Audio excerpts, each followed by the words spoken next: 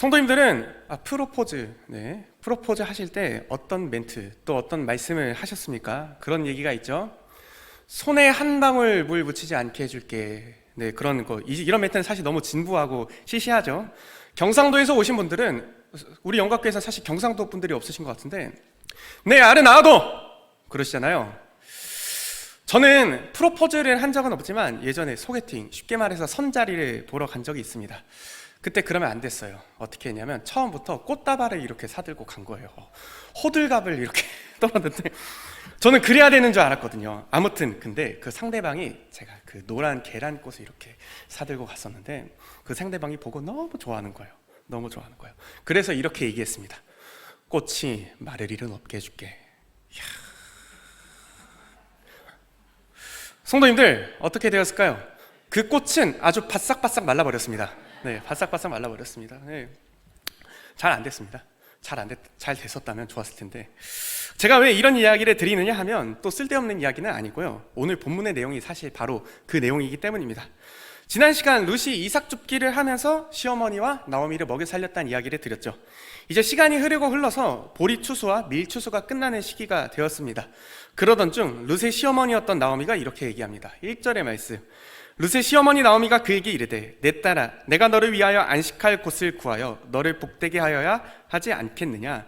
쉽게 말씀드리면 나오미는 이제 이렇게 얘기하는 것입니다. 룻아, 너가 참으로 고생이 많구나.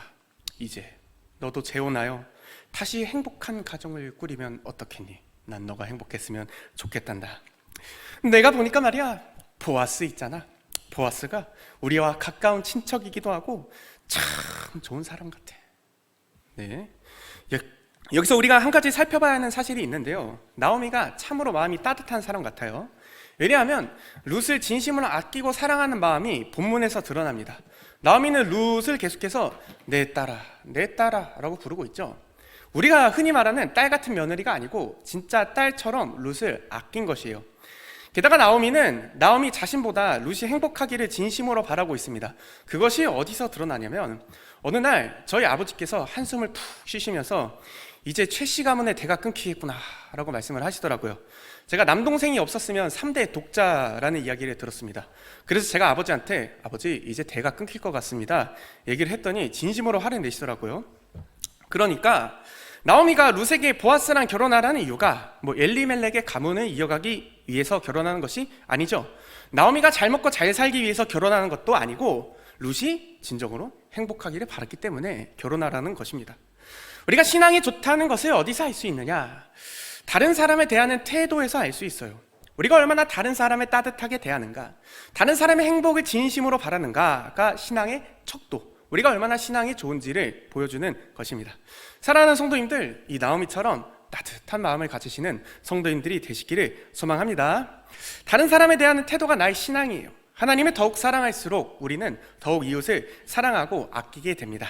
이런 따뜻한 마음을 가지고 가족, 이웃, 친지들을 따뜻하게 대할 수 있는 성도님들이 되시기를 소망합니다. 그리고 나오미의 행동은 이전과는 완전히 달라요. 이전에 나오미의 행동은 어땠습니까? 완전히 낙심할 수밖에 없죠. 절망할 수밖에 없습니다.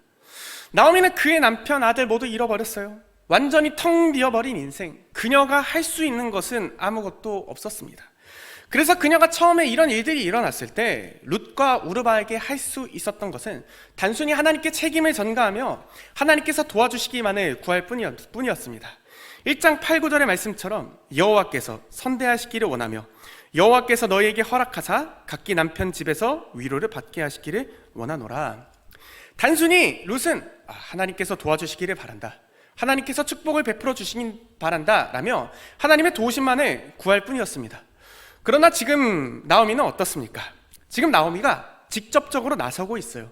나오미가 적극적으로 룻에게 이렇게 해야 된다고 명령하고 있습니다. 어떻게 이것이 가능했을까요? 나오미는 2장에 있었던 일들, 우연히 룻이 엘리멜렉의 친족이었던 보아스의 밭에 이르렀고, 마침 보아스가 자신의 밭으로 찾아갔고, 그리고 보아스가 보니까 룻에게 관심이 있는 것 같아요. 그리고 그 당시 보리 추수가 끝나기까지 대략 7주의 시간이 걸렸습니다. 그 시간 동안 하나님께서 룻의 이삭 줍기를 통해, 보아스를 통해서 텅 비어버린 그녀의 인생을 채우시는 고엘의 하나님이신 것을 그녀가 경험했기 때문입니다. 이 모든 과정을 보니까 그녀는 이 이면에서 역사하시고 운행하시는 하나님의 섭리, 하나님의 인도하심을 깨닫게 되었습니다. 이것은 그녀는 어떻게 하게 했습니까? 이제 하나님을 원망하고 불평했던 그 자리에서 일어나 믿음으로 한 걸음 내릴 수 있게 되는 것이에요. 하나님께서 지금까지 우연 같아 보이는 순간들로 역사하시는 것을 보게 되니까 하나님께서 이제는 또 다른 새로운 미래를 나에게 열어주실 것을 믿기 때문에 그 믿음의 발걸음을 한 걸음 내딛고 있는 것입니다. 제가 참고하고 있는 책의 내용을 조금 변형해서 인용해 보겠습니다. 우리 인생은 사실 끝없는 고난의 연속이죠.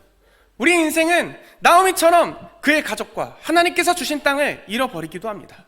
룻처럼 남편도 후손도 없는 완전히 미래가 보이지 않는 캄캄한 절망 속으로 들어갈 때가 있습니다. 그러나 우리는 어떻게 해야 합니까? 우리는 일어나야 합니다.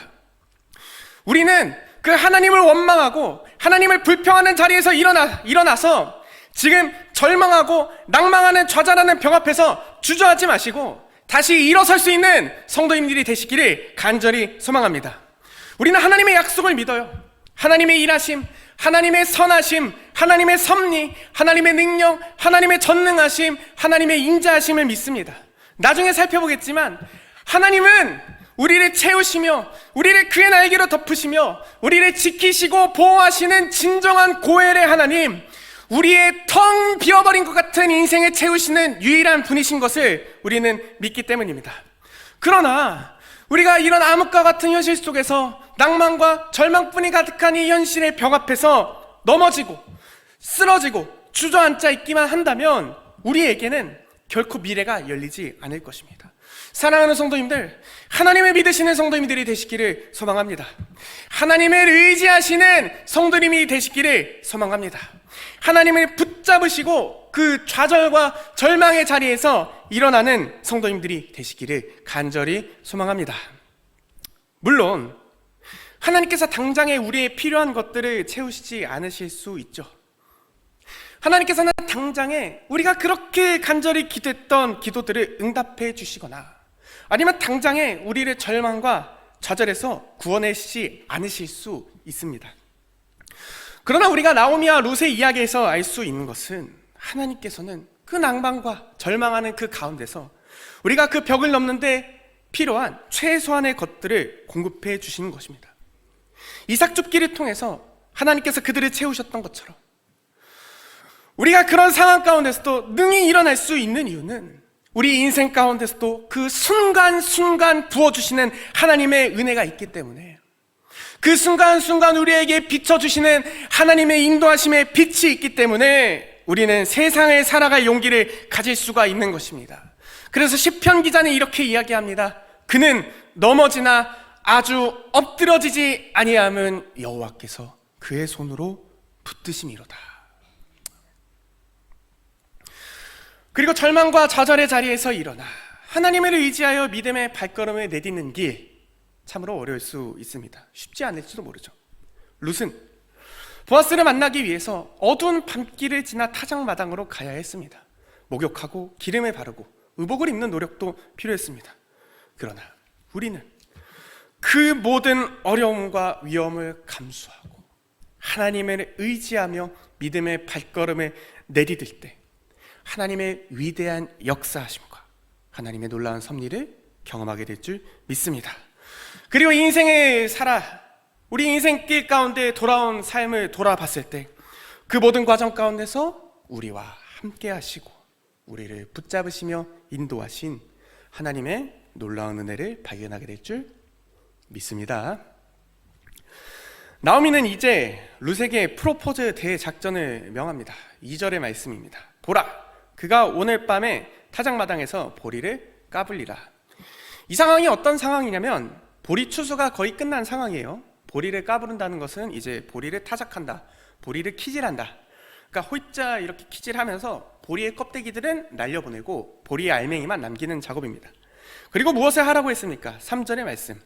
그런즉 너는 목욕을 하고 기름을 바르고 의복을 입고 타작마당에 내려가서, 이 구절에 대한 다양한 해석들이 있는데요. 에스겔 16장의 말씀처럼 룻이 신부 화장을 한 것이다. 아니면 다윗의 이야기를 들어 비추어 룻이 과부의 의복을 벗어버리고 일상의 복장으로 갈아입은 것이다. 룻의 상태를 나타내는 것이다 라고 이야기를 하는 사람도 있고, 룻이 아니면 보아스를 유혹하기 위해서 이렇게 단장을 한 것이다 라는 해석이 있습니다만, 제가 아침에 비해서 머리가 달라졌죠. 네, 제가 급하게 샤인헤어 가서 설교를 해야 되니까 이렇게 좀 머리 좀 해달라고 이렇게 부탁을 드렸는데 어떻게 좀 괜찮습니까? 네, 이런 거랑 비슷하게 보시면 돼요. 설교를 할 때 제가 이렇게 머리 단장을 하는 것처럼 누군가한테 고백을 하기 위해서 꾸미고 가잖아요. 그런 이야기가 있습니다. 남자가 사랑에 빠지면 빠마를 한다, 그런 이야기가 있는데요. 그것처럼 룻이 보아스에 가기 위해서 싹 씻고 립스틱 바르고 손목에 향수 착 뿌리고 예쁜 옷 입었다, 이 정도로 생각하시면 됩니다. 그리고 그 다음 구절입니다. 그 사람이 먹고 마시기를 다하기까지는 그에게 보이지 말고, 그 사람, 즉 보아스가 먹고 마시기를 다하기까지는 그에게 나타나지 말라. 왜 그랬을까요? 아주 전략적인 의도가 숨어 있는 것이에요. 예를 들어서 제가 중고등부 아이들을 데리고 어디로 놀러 가기 위해서 기획안을 이렇게 짰다고 합시다. 그럼 이제 목사님께 허락을 맡아야 되잖아요. 근데 제가 만약에 그 기획안을 목사님께서 11시 예배 들어가시기 10분 전에, 목사님께서 설교하러 올라가시기 전에 제가 목사님을 딱 붙잡고, 목사님 기획안 좀 봐주십시오, 이것 좀 승인해 주십시오, 그것과 평일에 점심에 맛있는 밥을 먹고 커피도 먹고 목사님께서 마음의 여유로우실 때 말씀을 드리는 것 중에 어느 것이 허락을 받기 쉬울까요? 그렇게 생각하시면 됩니다. 비슷한 맥락입니다. 보아스가 일도 끝내고 먹고 마시고 이제 푹 쉬고 있었을 때 찾아가야 이 프로포즈가 성공할 수 있다. 그리고 4절의 말씀입니다. 그가 누울 때 너는 그가 눕는 곳을 알았다가 들어가서 그의 발치 이불을 들고 거기 누우라. 그가 내 할 일을 내게 알게 하리라 하니, 여기서 말하는 발치 이불이란 무엇인가? 여러 가지 해석이 있습니다. 제가 책들을 여러 가지 참고해 보니까, 그러니까 진짜 이불이라고 해석할 수도 있는데, 제가 참고하는 김지찬 교수님의 책에서는 발치 이불이 아니고 발이다 라고 얘기를 합니다. 그러니까 발을 살짝 들었다 라고 이렇게 생각하시면 됩니다. 그러면 보아스가 너가 해야 할 일을 알게 할 것이다 라고 이렇게 얘기를 한 거예요. 자, 생각을 해보시면 이게 말이 쉽죠. 근데 쉬운 일이 아니죠. 예를 들어서 제가 옛날에 그 일이 있었을 때 그 사실을 안 선생님들이, 전도사님 제발 정장은 입고 가지 마십시오, 전도사님 머리는 이렇게 하시고 옷은 제발 이렇게 하시고 이렇게 하셔야 됩니다, 케이크 사들고 가십시오, 이런 이야기를 들었어요. 그리고 저는 그 이야기대로 했습니다. 그 결과 어떻게 됐다고요? 잘 안 됐습니다. 그런 위험성이 있는 거예요. 만약 룻이 그렇게 나오미의 말에 따라서 보아스에게 프로포즈를 딱 했는데 보아스가 싫은데요 한다면 어떻게 될까요? 저야 그냥 가슴 쓰라린 기억으로 아직까지도 가슴 아파하고 있지만, 그 당시 율법으로 봤을 때 룻은 아마도 아내가 있었던 보아스를 유혹한 것이에요. 그러면 돌로 맞는 거예요. 그다음에 심지어 화형까지 당했습니다. 그러니까 거의 죽음을 감수한 순종이에요. 그리고 그 당시 배경을 조금 살펴봐야 합니다.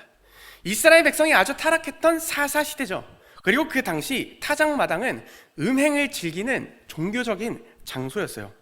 제가 직접적으로 표현하기가 애매해서 교수님의 책을 인용하면 이렇게 될 수도 있는 거예요. 보아스는 밤에 성적인 쾌락을 즐긴 후에 사람들에게 룻이 창기 노릇을 했다고 소문을 낼 수 있었던 상황이었다. 그러니까 굉장히 위험성이 크죠. 위험 부담이 큰 그런 행동입니다. 그러나 룻은 어떻게 했습니까? 5절부터 6절까지의 말씀 읽어볼까요? 시작. 룻이 시어머니에게 이르되 어머니의 말씀대로 내가 다 행하리이다 하니라. 그가 타작마당으로 내려가서 시어머니의 명령대로 다 하니라. 아멘. 룻은 이때도 마찬가지로 어떻게 했냐? 죽음에 이르는 충성을 보여주신 거예요. 그러니까 시어머니가 말한 그대로 순종한 것입니다. 우리에게 필요한 자세가 바로 이것입니다. 우리는 하나님께서 말씀하신 대로 순종해야 합니다. 그것이 때로는 이해가 가지 않을 수 있죠. 그것이 때론 룻의 순종처럼 위험 부담이 크더라도 하나님의 말씀대로 순종하시는 성도님들이 되시기를 소망합니다. 그렇게 순종할 때 우리는 하나님의 놀라운 역사를 경험하게 될 줄 믿습니다. 우리가 왜 그럼에도 순종을 할 수 있는가? 그것은 믿음 때문이에요. 누구를 믿기 때문이죠? 하나님을 믿기 때문입니다. 제가 아버지 장사를 도울 때 아버지께서 이렇게 하라 저렇게 하라고 하시면 그대로 합니다. 말씀하신 대로 합니다. 왜냐하면 아버지 이렇게 하면 어떨까요? 하면 혼나기 때문이도 그런 이유도 있겠지만 보니까 경력은 무시하지 못하는 거예요. 그러니까 내가 생각하고 내가 판단을 해서 이렇게 하는 것보다 아버지께서 말씀하신 대로 해야 장사가 돌아가는 거예요. 그러니까 무슨 말이냐면 제가 아버지의 능력과 아버지를 믿기 때문에 아버지의 말씀 그대로 순종할 수 있었던 것입니다. 룻이 순종할 수 있었던 이유가 바로 마찬가지입니다. 그의 시어머니를 믿었고 보아스가 어떤 사람인지도 알았고 더 나아가 그 이면에서 역사하시고 운행하시는 하나님의 일하심을 믿었기 때문에 하나님께 순종할 수 있었던 것입니다. 성도님들, 우리도 마찬가지입니다. 때로는 하나님께서 우리에게 말씀하시는 것이 이해가 되지 않을 수 있어요. 때로는 위험 부담이 클 수도 있죠. 그러나 우리가 하나님 말씀에 순종할 수 있는 이유는 우리는 하나님을 믿기 때문입니다. 내 생각, 내 뜻, 내 판단보다 하나님의 계획과 하나님의 인도하심이 더 크고 놀랍고 선한 길로 인도하신다는 것을 우린 믿기 때문에 하나님께 순종할 수 있는 줄 믿습니다. 때로는 근데 하나님 말씀에 순종해도 잉 하면서 물음표가 생기는 그런 순간들이 있죠.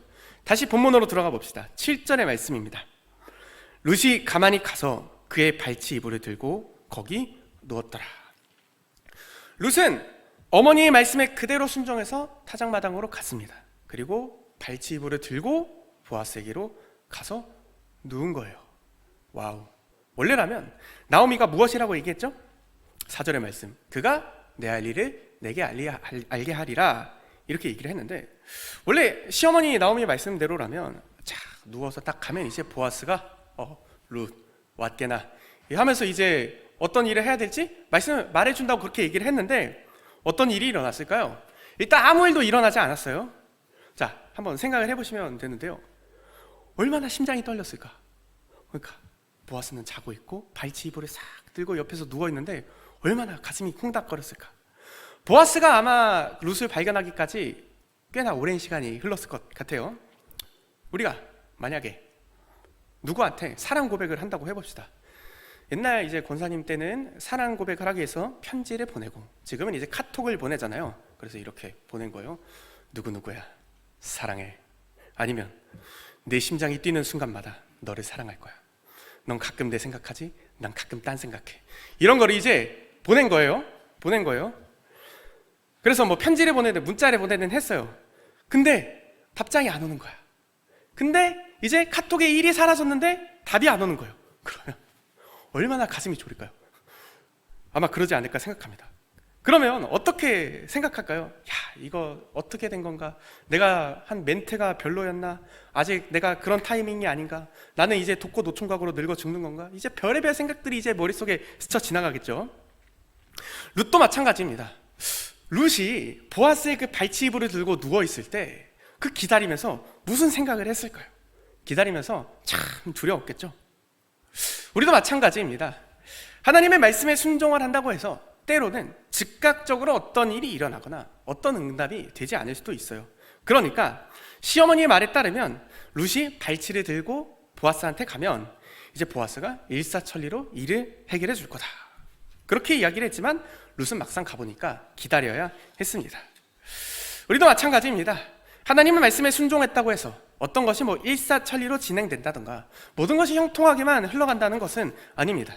때로는 우리의 생각과 다르게 일이 흘러갈 때가 있고 때로는 우리의 가슴을 졸이면서 기다려야 하는 순간이 있습니다. 예를 들어 한번 생각을 해봅시다. 우리 안 믿는 남편 또 아내, 자식을 위해서 그 구원을 위해서 간절하게 기도하시는 성도님들이 계신 것을 알고 있습니다.